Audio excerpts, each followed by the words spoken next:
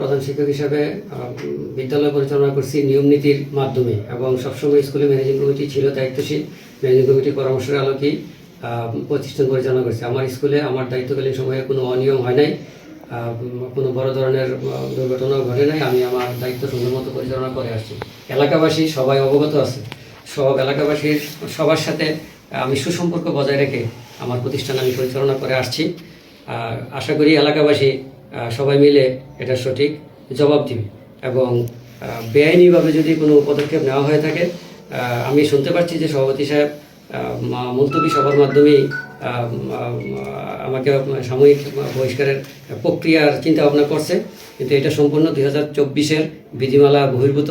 মুলতবি সভায় কোনো শিক্ষক নিয়োগ এবং বহিষ্কারের মতো সিদ্ধান্ত নেওয়া যায় না। এছাড়া ওই মুলতবি সভায় কোনো ম্যানেজিং কমিটির কোনো সদস্য উপস্থিত ছিল না। আমি অসুস্থ হাসপাতালে আছি, কোনো সদস্য উপস্থিত ছিল না। কোনো সদস্য ছাড়া উনি কীভাবে একজন প্রধান শিক্ষককে সাময়িকভাবে বহিষ্কার করার চিন্তা করে এবং অপচেষ্টা চালায় অন্য একজনকে দায়িত্ব দেওয়ার, এটা বিধি বহির্ভূত।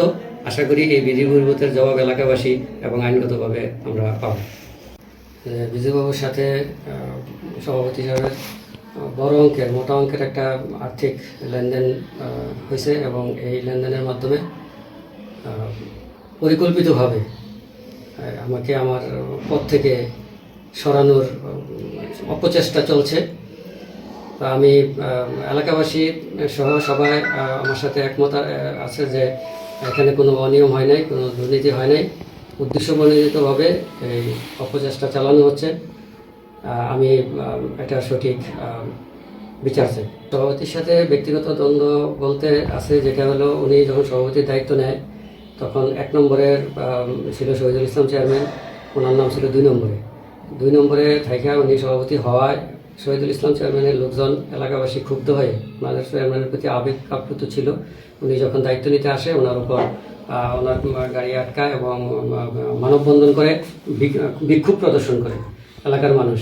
ওনার সভাপতি হিসাবে ধারণা এই ঘটনাটা আমি করাইছি এবং এটার সাথে আমার জড়িত আছে, এই হিসাবে উনি ব্যক্তিগতভাবে আমার উপর রাগ আছে এবং আক্রোশ আছে এবং এই প্রতিশোধেই উনি এইসব দিকে অগ্রসর হয়েছে যে কেন এরকম হইল, এটার জন্য মোটা অঙ্কের একটা টাকার বিনিময় হয়েছে। না হয় এটা আমার জানা, এটা পরিকল্পিত হয়ে আসছে এবং মোটা অঙ্কের টাকা হয়েছে।